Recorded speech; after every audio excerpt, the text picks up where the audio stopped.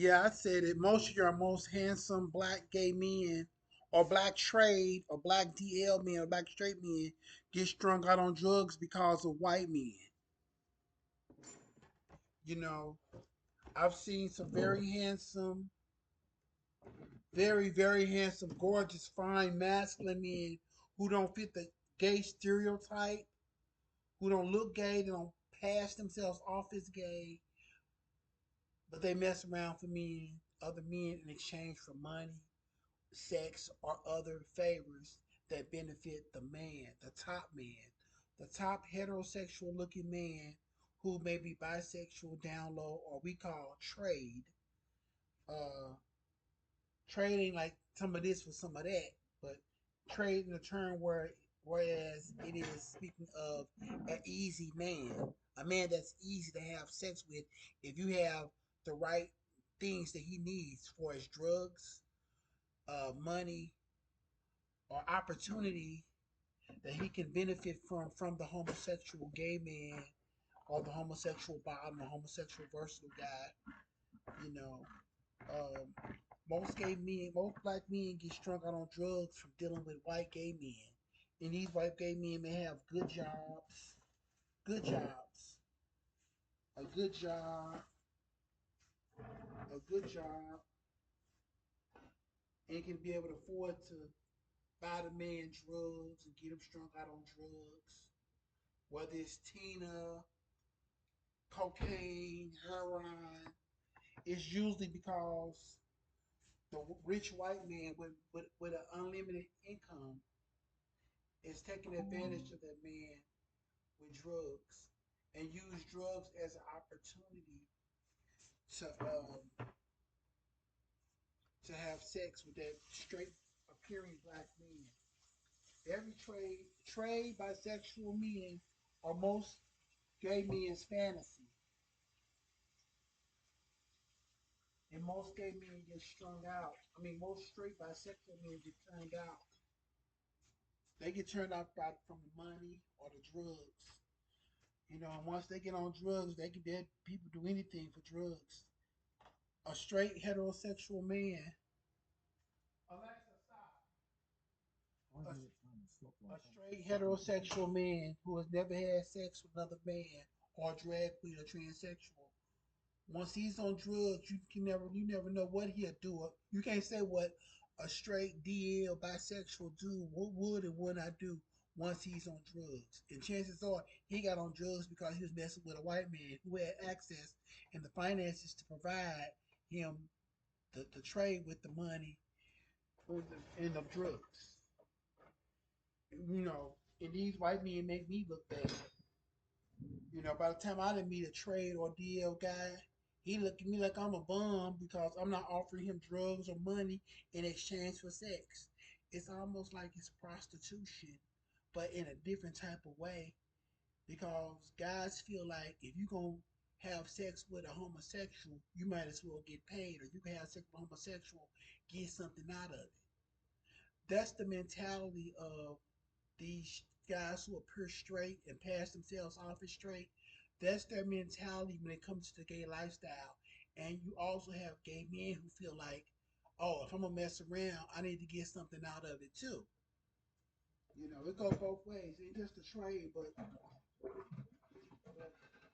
we call them trade for that reason because if they're gonna mess around, get paid for it or get something out of it, and most black guys who are into white guys are into the white guy for the drugs, the access to the drugs, the access to money or finances. And I'm single, by the way. I'm single not by choice. I'm single because the guys that are interested in me, they have other options. Now, I consider all day to myself. I want a man with these characteristics, these qualities, these values, and concern. And that same man who may have obtained those qualities and desires I require or deserve ain't got time for me because the thoughts are the cute. They're gonna get him. They gonna the thoughts gonna get him before I get to him. So why would a trade or a thug want to settle down or be all these quality things to me when he have other options outside of me? People who are willing to give him money, willing to buy him clothes, willing to, help him help himself. And then when he's finished with the homosexual, he run back home to his heterosexual lifestyle, his heterosexual woman, you know. So usually the homosexual ends up losing in the end. We only 5 minutes in. I feel like I've been talking to y'all forever. I'm making some a tuna salad because I don't have no food to eat. A homosexual like me, I'll be hungry and I don't have no food to eat, so I have to cook for myself, prepare for myself. I don't have a man where we can go in on cooking together, making meals together. You know, that's a fantasy. And most traded bisexual men, they're not in it for the fantasy. Most traded bisexual men or DL guys, they're not in it for the fantasy. They're just in it for the sexual intercourse. They get off, they get their issue off, and they go back to their heterosexual lifestyle, living with their wife or their family, going to work every day, their normal job, living a heterosexual life, and passing themselves off as heterosexual.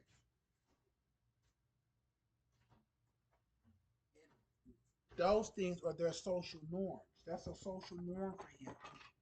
You can't be mad at him or hate him for it because that's his society, that's his world, and that's his reality. Whereas on the other hand, in the homosexuals, the gays, and the bottoms, especially the bottoms, we have it hard. We have it tough. We're suicidal. Um, well, we hope that we don't run into someone that's homicidal because we're suicidal. But most bottoms are suicidal, lonely, depressed, especially if you're elder like me who has grown old, elderly gay, and you still run into these trade men who just in the homosexual game just for the sex, the drugs, the alcohol, and that's it. They ain't in it to get to know you, to become your friend, or to socialize with you, or for you to become their regular. They just in it for the moment. Cause once he get through having sex with you, he go home with his wife or his family. He go back to being a father to his kids and a socialite amongst his friends and cool with coworkers on his job. He ain't tripping off the gay community. He ain't out there like that. I'm the only person that's eating my food, so I can taste my food and do all that that you just saw. But anyhow, yeah, these bisexual dudes, most of them get turned out from cause of drugs. A white man, who happens to have drugs for him. And some guys can have sex without being high on tina, meth, heroin, or whatever the drug the white man got him strung out on. And that's real. And it's so bad that so many black in poverty men who look. Let me tell you about these. Some guys be looking so motherfucking masculine, so handsome and so fine. They don't fit the gay stereotype or the illusion of what you may think a gay person is supposed to look like or should look like. Don't believe all that. Because you got men who are very alpha male, nothing but their presence, nothing but uh, male energy, masculine energy. I want y'all to click like, click share, and start following me on Facebook. Start following me on YouTube at Terry Smith Chicago. I first came up with this page because I was lonely. I was suicidal on Christmas, December 2024. And I was just in a dark place thinking about how my life would be when I'm dead. And I had to think about my nephew. If I was dead, I take care of him in a way. I take care of my nephew. He's a 38-year-old man. And I take care of him and help him out with his family. And I have another friend I help take care of and look out for him, make sure that, help him with his mental health. And I said if I kill myself, then they were gonna lose some valuable things that I provide. that offers them a better quality of life. I do. Okay. And so I couldn't kill myself because if I kill myself, people that I'm taking care of and I'm bettering their lives, they're gonna miss out. So I decided to start get on YouTube and make a YouTube video and just start broadcasting myself on YouTube. Broadcast myself on YouTube and give me something to do. People watch me out there in cyberspace, and I'm trying to make some new followers and meet some new people and watch other people's vlogs and other people's videos and watch other content creators and so forth. I just made some yeah, I just made some tuna salad. You know, it ain't got all the. Ooh, you put some onions in there. Put some onions in there. But yeah, this gay lifestyle is depressing. It's lonely. It's lonesome. You can find sex easily. You can easily get sex as a gay man or a gay bottom, but you can't find a guy that wants to be consistent with you, get to know you, be in your life, love you, care about you, support you, or they want to move in with you, want to share life with you. And one thing is our sex drives are different. Some people. I had this one guy. I love having sex with him. He loved having sex with me. But the deal was, his emotions towards me wasn't the same. Some guys can have sex with you for years and be emotionally detached from you. You be like, we having sex. You be thinking in your head, oh, we having sex. We emotionally attached. We have emotional things in common. We're emotional, but in his head, no, it's just sex. Passionate, hot, good sex. And once a guy get off having sex with another man, he start to have withdrawals, regrets, and flashbacks, and he may get turned violent because he feel guilty with himself and he don't know how to process that. You know, but the way that he can process that he just had sex with a man or a male or a transgender, and he doesn't know how to process that because all his life was you have sex. It's God created man and woman, and you're supposed to sleep with a woman and not with a man, and you're supposed to treat a woman this kind of way and that kind of way, and he hasn't been taught or trained on how to supposed to treat another guy that he's interested in, or how to love another guy as equally as he love a woman, you know. So he don't know how to process that, and he's never been trained, or somebody never told him that, and he has questions. Trained bisexual dudes be having questions and concerns, but they don't know how to ask it. So they ask it in a way to defend themselves. For example, guy said, "Man, why you want to be gay? You're gay ain't right, gay wrong. No, that's a sin, abomination against God." Instead of them saying, "Hey, man, I heard that it's an abomination against God. It's a sin. It's wrong, and I'm going to hell. Are we going to hell for doing this?" He don't have no other way of asking the question, so he asks the question in a way, the best way he know how, and that is to say,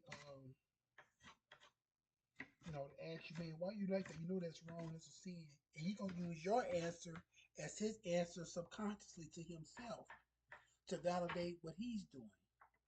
Because he don't have no other way of asking you the question. But that's the way he could ask you the question. And you be ready to answer the question like, "Hey, I'm not a sin, I'm not an abomination. Why would someone wants to choose to be gay and be an abomination to God, the creator? Or to be disobedient to God?" When people want to take gay bash, talk about homosexuality as sin, premarital sex is a sin. You know how many straight people who go to church who are not virgins, straight people who go to church who may have had sex Saturday night and went to church Sunday morning. Wait, had random sex with a random person. You had premarital sex Saturday night and went to church Sunday morning. That's a sin. Sex is for married people. Sex ain't for straight people to just to date and sleep around. The religion and spirituality says that it's a sin to have premarital sex and you lust in your heart for somebody, you lust in your heart for somebody, it's the same as the physical act. The Bible says that. When you lust for somebody in your heart, it's the same as if you actually doing it. And it's a sin. Yeah. Mm-hmm. But my main purpose of this video was talking about how these straight DL thugs get strung out on drugs and they become drug addicts and they lose their job or they lose their home due to drug abuse or drug addiction or they lose their family disown them, you know, and they're trying to live this heterosexual lifestyle. And so some guys know how to live off the street. Some trade know how to live from one homosexual's couch to another homosexual's couch. And some homosexuals let them in exchange for a place to sleep. You know, I can only speak for myself when I say that trade on queens, no matter how pretty the queen is, she got trade sleeping on her couch. Yeah, or how ugly, no matter how ugly the queen is, trade is sleeping on her couch or on his couch. You know, and we all got what we call dirty dick trade. You know, your eyes have seen some men that's so masculine that you wouldn't believe that they messed around. You saw them in action. I've seen some guys that's so masculine. I'm like, ain't no way. I've been to bookstore, sex clubs. I've been to sex parties, and I've seen some of the most ugliest dudes having sex with some of the most masculine alpha males, most masculine energy type males. And I always put myself down saying, ain't no way that man would want me. But from my experience, you never know. You never know who's attracted to you or who wants to penetrate you. I'm a bottom, and I come across guys who want me to top them, and I'm like, no, and they be persistent too. Like I'm the top, bitch. Ain't nothing about me no top. I don't like a guy who suck dick. I don't like a guy who get penetrated. Oops. I don't, I don't like a guy who get penetrated, and I don't like a guys who give head. I don't like those type of guys. I want a guy whereas I'm the woman and he's the man.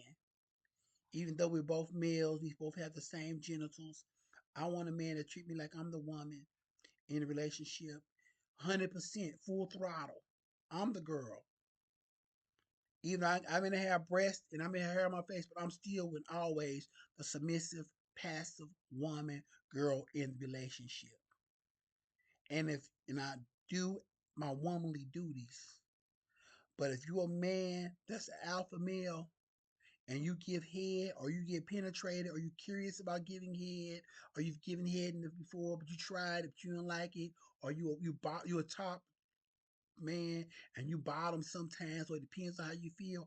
I don't want to be bothered because that's extra baggage for me. To you it's not baggage. For me it's baggage and it's extra drama and it's unnecessary things that I would have to deal with and I don't want to deal with.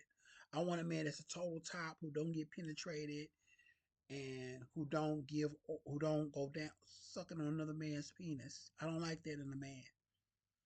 When I was younger and learning myself and learning what I like and dislike, I experimented because you never know. I've experimented with a woman before. I've experimented with being a top. I experimented with being a bottom. I experimented being a versatile. But when it all boiled down to it, it wasn't a choice or a decision. I came to the conclusion that hey, I'd rather be the bottom to eliminate all confusion and misunderstandings and rationales and on and on. I decided just to be a bottom because it works best for me. And certain guys who get penetrated turn me off. They was turning me off because they were liars. Guys who gave head were liars. But I'd rather deal with the lies of a top man who don't give head, who don't get fucked. I'd rather deal with his lies and his drama rather than dealing with a gay man or a bisexual man or DL man that also gets also bottoms and that also gives oral, who also give head. I don't like those kind of guys. Thank you all for listening. If you're still watching, subscribe to my page. I love talking. I love being listened to. I love being seen. I like being seen through this thing that we're doing, through this channel of communication. It's kind of wild. It's kind of supernatural. Wow. People say you crazy. It's a higher knowledge, a higher level of consciousness to reach to you. Oh my God.